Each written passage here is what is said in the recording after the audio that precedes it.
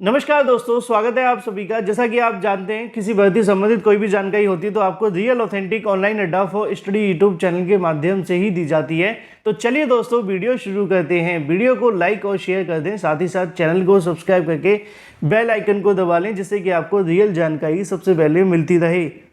दोस्तों, आगे बढ़ने से पहले हम बात करने वाले हैं बिहार शिक्षक बहाली प्राथमिक विद्यालय में अध्यापक बनने के लिए सबसे बेस्ट बुक के बारे में, जो कि चक्षु प्रकाशन की है। ये स्टडी गाइड आपको देखने के लिए मिलती है, जिसमें आपके पाठ्यक्रम का पूरा कवरेज मिलता है। चाहे अगर बात की जाए आप सभी के पेपर 1 को लेकर हो या पेपर 2 के बारे में, 2500 से ज़्यादा आपको बहुविकल्पी क्वेश्चन देखने के लिए मिलते हैं और बिल्कुल नए पाठ्यक्रम पर आधारित इस पुस्तक को तैयार किया गया है, क्योंकि इसका विज्ञापन जो निकाला गया है 26/2023 शिक्षा विभाग बिहार के माध्यम से, उसी के आधार पर पैटर्न को तैयार करके बनाया गया है, जैसा कि आप सभी अपनी स्क्रीन पर देख सकते हैं। इस बुक में आपको थ्योरी के साथ साथ मिलते हैं परीक्षा में आने वाले सभी महत्वपूर्ण क्वेश्चन, साथ ही साथ आप सभी को मिलती है सटीक उत्तरमाला, और सटीक उत्तरमाला के साथ आपको मिलता है व्याख्यात्मक हल भी। गाइड के साथ साथ चक्षु प्रकाशन का प्रैक्टिस सेट भी आता है, जिसके साथ आप सभी अपनी तैयारी को और भी मजबूत बना सकते हैं। इन दोनों के लिंक मैंने आपको वीडियो की डिस्क्रिप्शन में दे दिए हैं। आप चाहें तो अमेजोन या फ्लिपकार्ट से या फिर अपने नज़दीकी स्टोर से परचेज कर सकते हैं। लिंक वीडियो की डिस्क्रिप्शन में है। शुरुआत करेंगे सबसे पहली अपडेट के बारे में, जो कि संबंधित है हाल ही में कोर्ट के माध्यम से दिए गए आदेश के बाद से छात्रों को एक बड़ा झटका लगा था। लेकिन अब ऐसे में अगर बात की जाए, इन छात्रों के लिए खुशखबरी भी है। अगर आपने भी एडेड जूनियर शिक्षक भर्ती के लिए आवेदन किया था तो इसके लिए बड़ी अपडेट सामने निकल कर आ रही है, और उसकी वजह मैंने आपको जब ऑर्डर आया था उसके अगले दिन दूसरे वीडियो में ही बता दी थी।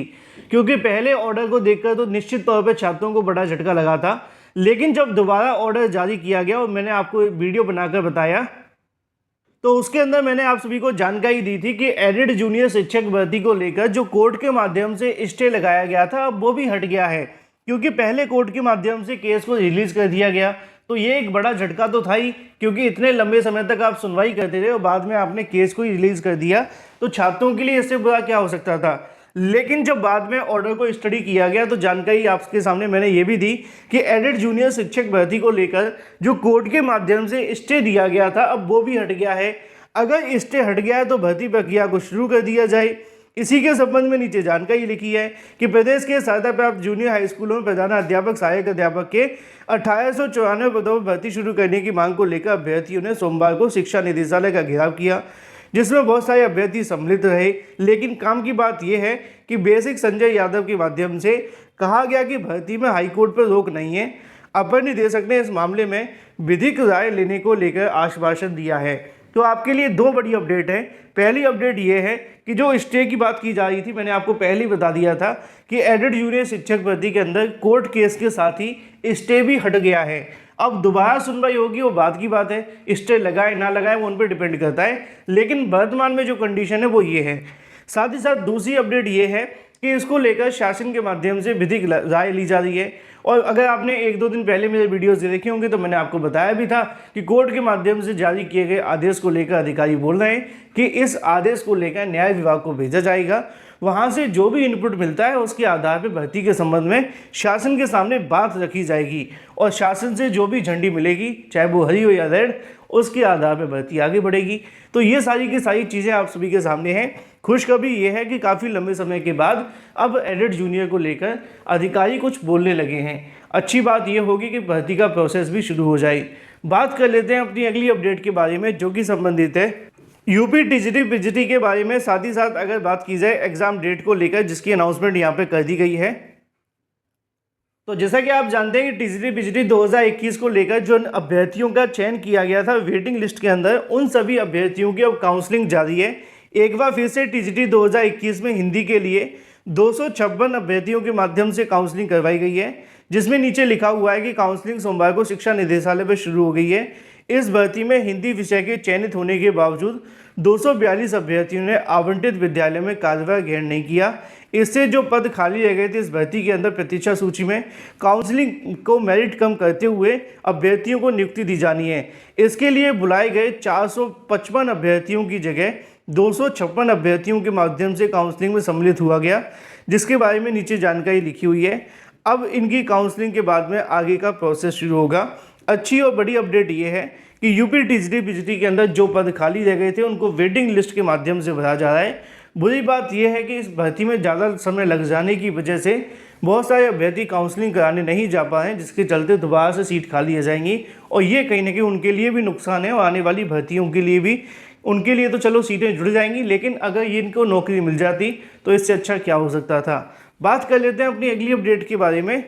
उत्तर प्रदेश अधीनस्थ सेवा चयन आयोग के माध्यम से कल इसके संबंध में ऑफिशियल नोटिफिकेशन जारी करते हुए कनिष्ठ सहायक भर्ती के संबंध में 27 अगस्त को उत्तर प्रदेश अधीनस्थ सेवा चयन आयोग की सम्मिलित कनिष्ठ सहायक मुख्य परीक्षा 27 अगस्त को करवाई जाएगी। आयोग के परीक्षा नियंत्रक के माध्यम से विधान जायसवाल ने सोमवार को परीक्षा का कार्यक्रम जारी कर दिया है। 1262 पदों के लिए 41,000 अभ्यर्थियों को पात्र घोषित किया गया है। बात कर लेते हैं उत्तर प्रदेश में नई प्राइमरी शिक्षक भर्ती को लेकर, फिर बात करेंगे बाकी के अपडेट के बारे में। उत्तर प्रदेश में नई प्राइमरी शिक्षक भर्ती के विज्ञापन के लिए अभ्यर्थी लगातार प्रयास कर रहे हैं। जैसा कि आप सभी ने देखा होगा कि छात्रों के माध्यम से हाल ही में एक अधिवेशन देखने के लिए मिला, जिसमें उत्तर प्रदेश की ही नहीं, अगर बात की देश के अलग अलग कोने से आए बेरोजगारों के माध्यम से अलग अलग राज्यों के अंदर चल रही भर्ती समस्याओं के संबंध में विचार विमर्श किया गया, जिसमें छात्रों के माध्यम से अपने अपने राज्यों के अंदर भर्तियों को लेकर क्या स्टेटस है उसकी जानकारी दी गई। इसको लेकर कल एक वीडियो भी मैंने आप सभी के लिए डाला था, अगर आपने देखा होगा, जिसमें अभ्यर्थियों के माध्यम से सीएम योगी से सवाल किए गए थे। इसके अलावा और भी बहुत सारे ऐसे सवाल जिसके संबंध में मुख्यमंत्री कभी कहते हैं 6 लाख तो कभी कहते हैं 7 लाख, कभी 1 करोड़ तो कभी 2 करोड़। इसको लेकर छात्रों के माध्यम से जो सवाल उठाए गए थे उसके बारे में जानकारी, अगर आपने ये वीडियो नहीं देखा है तो एक बार जाकर के अवश्य देख लें। फिलहाल मुद्दे की बात यह है कि नई प्राइमरी शिक्षक भर्ती के संबंध में अभ्यर्थियों के माध्यम से, जैसा कि आप यहाँ पे देख सकते हैं, प्राइमरी शिक्षक भर्ती को लेकर ये सभी अभ्यर्थी नई प्राइमरी शिक्षक भर्ती का विज्ञापन जारी करने संबंधित मुद्दों को लेकर अब दिल्ली में जो अधिवेशन देखने के लिए मिला था उसमें भी नई प्राइमरी शिक्षक भर्ती मुद्दे को उठाया गया और सरकार, इसके अलावा केंद्र सरकार के ऊपर दबाव बनाने का प्रयास किया गया, जिससे कि जो भर्तियाँ काफ़ी लंबे समय से रुकी हुई हैं उनको खोला जाए और जो पद खाली हैं उनको भरा जाए। बात कर लेते हैं अपनी अगली अपडेट के बारे में, जो कि संबंधित है पटना बिहार के अंदर। पटना बिहार के अंदर डोमिसाइल खत्म करने को लेकर प्रदर्शन लगातार जारी है। शिक्षक नियुक्ति में डोमिसाइल नीति को लागू किए जाने की मांग को लेकर जन अधिकार पार्टी ने रविवार को 0 माइल समीप कार्यकर्ता ने सड़क पर जाम कर प्रदर्शन किया। जाम स्थल पर पहुंचे जाप प्रमुख पप्पू यादव ने कहा कि सूबे में शिक्षक बहाली में डोमिसाइल नीति को खत्म करना युवाओं के साथ धोखा है। पार्टी की मांग पूरी नहीं हुई तो गांव-गांव जाकर आंदोलन चलाया जाएगा। बात कर लेते हैं 2800 शिक्षा मित्रों को बड़े झटके के बारे में। 2800 शिक्षा मित्रों को लग सकता है बड़ा झटका। बेसिक स्कूलों में कार्य करने वाले शिक्षा मित्रों को जून के मानदेय न मिलने को लेकर झटका लग सकता है। प्रचंड गर्मियों को देखते हुए स्कूलों की छुट्टियां लगी हुई थी। ऐसे में 15 दिनों की मानदेय छुट्टी समायोजित करने की चर्चा है। हालांकि विभाग बजट मिलने पर शिक्षा मित्रों के मानदेय मुहैया कराने को लेकर हवाला जरूर देता है, लेकिन जिले में 2803 बेसिक स्कूलों के संचालन किया जा रहा है। इसमें लगभग 3300 के करीब शिक्षा मित्र कार्य कर रहे हैं। अगर बात की जाए टीचर्स के बारे में तो इनको लेकर जो जून का मानदेय उसको संबंध में झटका लग सकता है, लेकिन ना लगे तो बेहतर होगा। बात कर लेते हैं 69,000 शिक्षक भर्ती के बारे में। 69,000 शिक्षक भर्ती को लेकर अगर बात की जाए, जो आरक्षण से संबंधित 19,000 सीटों का घोटाला हुआ था, उसके संबंध में अगली सुनवाई की तारीख 26 लगा दी गई है। अब 26 तारीख को ही फैसला होगा 69,000 को लेकर। Thank you for watching this video.